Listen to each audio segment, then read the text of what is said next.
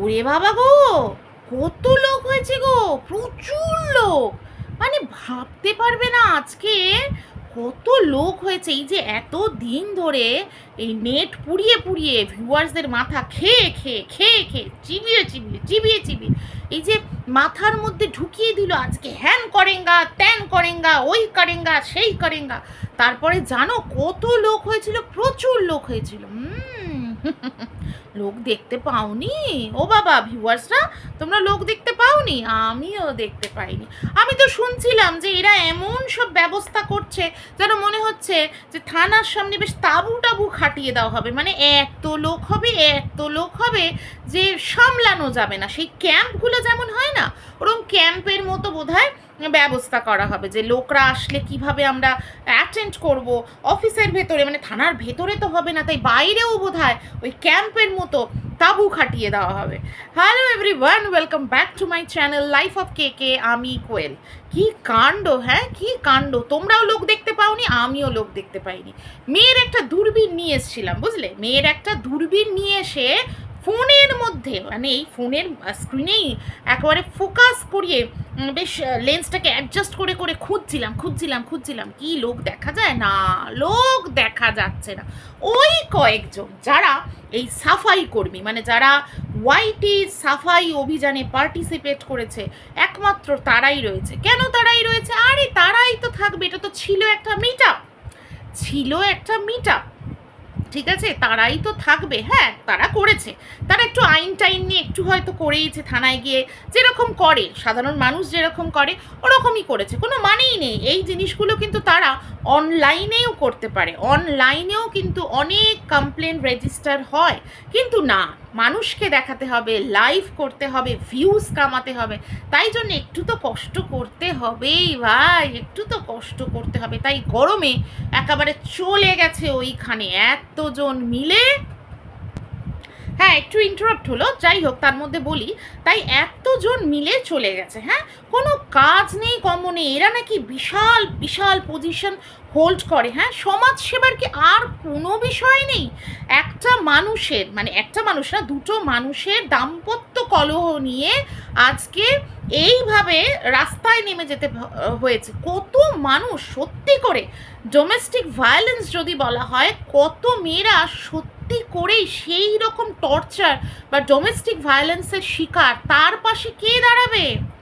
তাদের পাশে দাঁড়াও। সেরকম হলে সেটা ওয়াইটির প্ল্যাটফর্মে নয়, মাঠে নেমে দাঁড়াও। সেইটা না করে আজকে ভিউজ খেলা হচ্ছে, আর কিচ্ছু নয়। কন্ট্রোভার্সিটা জিরিয়ে রাখা হচ্ছে। এইভাবে হয় না, এইভাবে হয় না। দুটো মানুষের মধ্যে সমস্যা চলছে, সেটা নিয়ে অলরেডি কোর্ট কেস চলছে, সেটা আইনের আওতায় পড়ে গেছে। সেখানে হঠাৎ করে এই বাইরের মানুষগুলো ঢুকে এইভাবে ইন্টারফিয়ার করতে পারে কি? এবার কিছু না পেয়ে হঠাৎ করে চ্যানেল উড়িয়ে দেওয়া হবে। চ্যানেল যদি উড়িয়ে দেওয়াই হয়, তাহলে পরে একজনের কেন রে বাবা, আরও তো মানুষগুলো রয়েছে, কই তাদের এগেনস্টে কোথায়?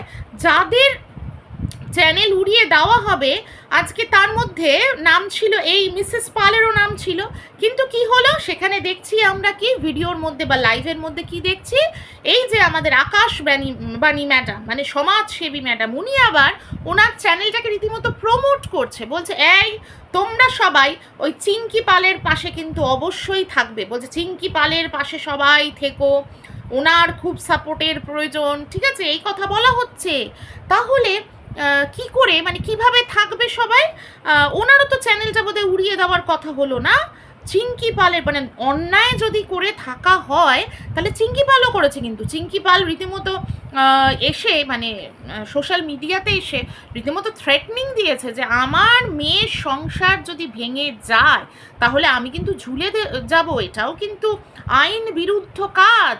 শুধু তাই নয়, সে দিনের পর দিন কন্ট্রোভার্সি করে গেছে একটা ডেইলি লাইফস্টাইল দেখাবার নামে, দিনের পর দিন। এমনকি এই যে টপিকটা নিয়ে আমরা এখন এত আলোচনা করছি, এই টপিকটায় কন্ট্রোভার্সি প্রথম শুরুই করেছিল এই মানুষটা। কিন্তু বলা হচ্ছে কি ওনার পাশে থাকুন। অ্যাকচুয়ালি এটা কোনো জাস্টিস হচ্ছে না, এটা অ্যাকচুয়ালি একটা প্রমোশন খেলা হচ্ছে। আজকে আমরা এরকম যাব, আমরা এফআইআর করব, ওখানে নিশ্চয়ই প্রীতম বুড়ো আঙ্গুলটা চুষবে না, তাই না? ও কিন্তু এরকম কিছু একটা অ্যাকশন নেবে, কারণ এত লাখের একটা চ্যানেল, সে তো এমনি ছেড়ে দিতে পারে না, সেও কিন্তু অনেক স্টেপ নেবে। তার মানে কি হলো, ও স্টেপ নেবে, এ স্টেপ নেবে, ও স্টেপ নেবে, এ স্টেপ নেবে, আলটিমেটলি কন্ট্রোভার্সিটা কিন্তু চলতেই থাকবে। আমি বলেছিলাম না এই মেয়েটার সংসার জুড়তে এরা যায়নি, এই মেয়েটাকে অ্যাকচুয়ালি ওই বাড়িতে ঢোকানোই হয়েছে একটা কন্ট্রোভার্সির হট টপিক বানাবার জন্য, বুঝলে? আর তাই হচ্ছে, দেখো ঝামেলা একটা লাগিয়ে দেওয়া হলো, বাইরে থেকেই কিন্তু গেল ঝামেলাটা, ভিডিও করা এগুলো তো টুকটাক চলতে থাকে, কিন্তু বাইরে থেকেই ঝামেলাটা হলো, ঠিক আছে? কেন পূজাকে কিছু বলেনি, কেন পূজাকে কিছু বলা দরকার ছিল, এবার সেইগুলো থেকে ঝামেলাটা লেগে গেল। এবার সবাই জানে ওই মেয়েটার নেচার কি, ওই মেয়েটা খেপে গেলে কখনো এর নামে বলে, কখনো ওর নামে বলে। আলটিমেটলি কি হলো, এখন কিন্তু আমরা ঘরের পুরো বিষয়টাকেই জানতে পারছি, তাই না? এই যে ও কখন ঘর থেকে বেরিয়ে গেল, কখন ওর মা কি বলল, এবার কি হবে, এটাকে বেশ মশলা মুড়ি মাখিয়ে মশলা মাখিয়ে বেশ মশলা মুড়ি খাওয়া, মানে মশলা মুড়ি সংযোগে একটা কন্ট্রোভার্সি আমরা কিন্তু দেখতে পারবো দিনের পর দিন। কোনো জাস্টিস হচ্ছে না, বিশ্বাস করো, এসব ভুল কথা, এইভাবে হয় না, আর হলে তাহলে সবার বিরুদ্ধে হবে, এইভাবে হয় না। বোকা বানানো হচ্ছে পাবলিককে, আর পাবলিককে সত্যি আইওয়াশ করা হচ্ছে, এবং পাবলিক সেটা কি করছে, হাঁ করে গিলছে আর বাহবা দিয়ে দিচ্ছে, কি বড় কাজটা করেছি, কি বড় কাজটা না করেছে, আর আমরা তাকে সাপোর্ট করছি। ওরে বাপরে বাপ, সত্যি হাসিও পায়, সত্যি হাসি পায়।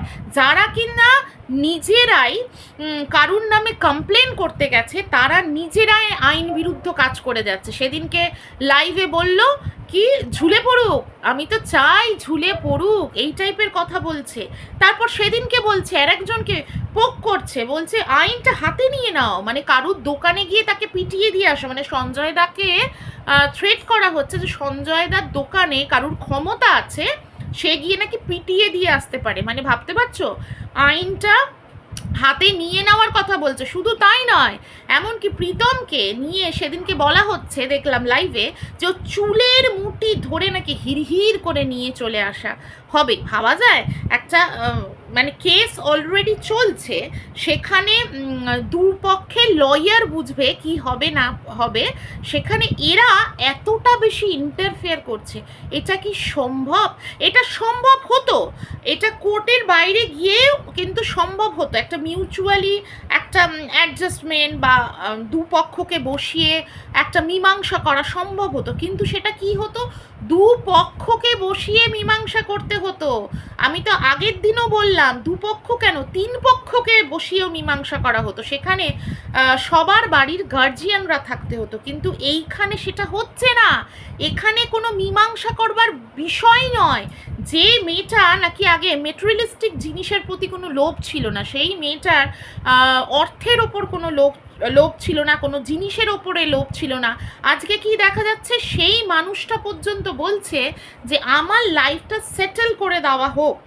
এমনকি এটা একটা শোনা যাচ্ছে যে বলা হচ্ছে যে এই সম্পত্তি লিখিয়ে দেওয়ার ব্যাপারটা, মানে সেই মেয়েটার মাথাতেও এই জিনিসটা ঢুকিয়ে দেওয়া হয়েছে। সেই মেয়েটাকে বসিয়ে বোঝানো হচ্ছে না যে তোমার কোন কোন জায়গাগুলো ভুল আছে, তোমাকেও ভালোবাসা পেতে গেলে ভালোবাসা দিতে হবে, আগলে রাখতে হবে, অ্যাডজাস্ট করতে হবে, সংসারটাকে কিভাবে গুছিয়ে করতে হবে, সেই জায়গাটা আসছে না। সেই মেয়েটার মাথায় দেওয়া হচ্ছে তোমার এটা অধিকার, তোমার এটা প্রাপ্য, তুমি কিছু করো বা না করো এটা তুমি পাবে, এই জিনিসগুলো মেয়েটার মাথায় ঢোকানো হচ্ছে। প্লাস ছেলেটাকে তো অলরেডি সে মেরেই ফেলা হয়েছে আর কি, এরকম অবস্থা। আমি একবারও বলছি না কিন্তু প্রীতমের কোনো দোষ নেই, প্রীতমের দোষ আছে, প্রীতমের প্রচুর দোষ আছে, আমি ভিডিওতে বলেছি, এবং ও যখন আমার ভিডিওটা শেয়ারও করেছে সেখানেও ও কিন্তু ক্যাপশনটা দিয়েছে যে হ্যাঁ আমি অনেক ভুল করেছে। আমি আবারও বলছি যে দিশানির এন্ট্রিটাই ওর জীবনে ভুল, একটা মানুষকে কোথাও গিয়ে একটু থামতে হয়, একটু ভাবনা চিন্তা করতে হয় ঠান্ডা মাথায়। হঠাৎ করে এরকম হয় না যে একটা মানুষ চলে গেল আর একটা মানুষের এন্ট্রি এসে হয়ে গেল। ডিভোর্সটা হওয়ার আগে এই কাজটা ভুল হয়েছে, কিন্তু ভুল তো ভুলই, তার জন্য একজনকে এইভাবে শাস্তি কেন? ভুল তো অনেক কিছু রিমির তরফ থেকেও হয়েছে, প্রচুর ভুল হয়েছে। আজকে সোশ্যাল মিডিয়ায় বসে যেভাবে শ্বশুর বাড়িকে এবং নিজের হাজবেন্ডকে উলঙ্গ করেছে, সেটাও তো তার ভুল। কিন্তু সেখানে একটা কীরকম সুন্দরভাবে প্রেজেন্ট করা হচ্ছে, সেই মেয়েটি ইনোসেন্ট। আহারে, সেই ইনোসেন্ট মেয়েটি তার ভালোবাসার জন্য যে পাগল, মানে জীবনটা দিয়ে দিতে পারে তার ভালোবাসার জন্য, সেই মেয়েটি আজকে গেছে তার হাজবেন্ডেরই চ্যানেল বন্ধ করবার যে একটা কনস্পিরেসি হয়েছে, সেই মেয়েটি আজকে ওখানে জয়েন করেছে। ভাবা যায়? এইটা হচ্ছে জাস্টিস কিছু না। আগুনটা ধিকি করে জ্বললে এরা আগুনটা আরো বেশি করে লাগিয়ে দেবে, বুঝলে? আমরা আগেও দেখেছি, মনে নেই? ভালো করে একটু পাস্টে যাও, যেদিনকে রিমি এসে সোশ্যাল মিডিয়াতে বসে বলেছিল যে আমাকে নিয়ে পজিটিভ ভিডিও কেউ করবে না, নেগেটিভ ভিডিও কেউ করবে না, আমাকে নিয়ে আলোচনাই হবে না, তাহলে কিন্তু আমি স্ট্রাইক দেব। এই যে ওর শুভাকাঙ্ক্ষীরা, এই যে সাফাই কর্মীরা, এই যে দুইজন সাফাই কর্মী, দুই বান্ধবী, তারা কিন্তু তখন ভিডিওতে এসে বলেছিল দাঁড়া তোর পোল খুলবো, বুঝলে?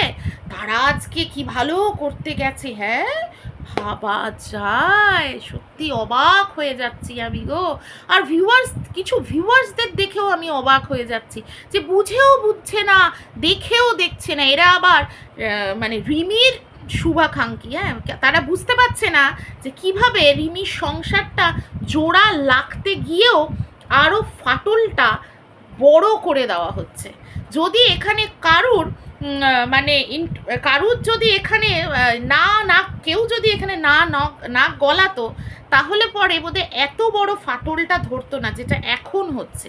এরপরে ফাটলটা হয়তো আরও বড় হয়ে যাবে। এইভাবে হয় না, এইভাবে সত্যিই হয় না। মন নষ্ট হয়ে গেলে না, সত্যিই হয় না। যে টাইপের কাজগুলো এখন হচ্ছে, আরও মনটা নষ্ট হয়ে যাবে, বুঝলে? জোর করে যেটা হবে, সেই জোর করে সব কিছু জোর করে, ছি, খুব জঘন্য কাজ হচ্ছে, বিশ্বাস করো। মানে যে জিনিসটা বলবার সেটা হচ্ছে, একটা মানুষ মানে যে দোষগুলো আজকে রিমি করেছে, সেই দোষগুলো মাফ। আমরা সবাই সব কিছু ভুলে গেছি। ওর বাবা মার ক্ষেত্রেও ভাবো, ওর বাবা মার ক্ষেত্রেও এই রিমি যে দোষগুলো করেছে সেগুলো মাফ। ওর বাবাকে নিয়ে যে টাইপের নোংরা কথা রিমি সোশ্যাল মিডিয়াতে বলেছে, সেখানে সেটা মাফ, কিন্তু জামাইয়ের ক্ষেত্রে মাফ না। মানে এই যে আমরা বলি না কথায় যে জেলে পাঠিয়ে দেবো তোকে, জেল কথাটার বাংলাটা তোমরা জানো? সংশোধনাগার। সেখানে কি করতে পাঠানো হয় মানুষকে? যারা মারাত্মক ক্রাইম করে, যারা খুনের আসামি, তাদের ক্ষেত্রে ব্যাপারটা আলাদা, কিন্তু মানুষকে পাঠানো হয় সেখানে সংশোধন করতে।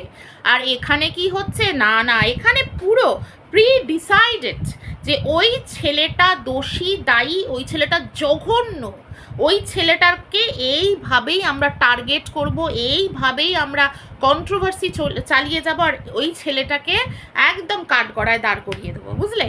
আর ওই যে মেয়েটা, তার মাথাটা করে ভাজা পোড়া করে খেয়ে নেব, যাতে তার বাড়ি থেকে রোজ কন্ট্রোভার্সির টপিক আমরা পাই, তবেই না মাল করিয়ে আসবে সোনা, তাই না? চলো সবাই ভালো থেকো, সুস্থ থেকো, আবার আসছি নতুন ভিডিও নিয়ে। টাটা।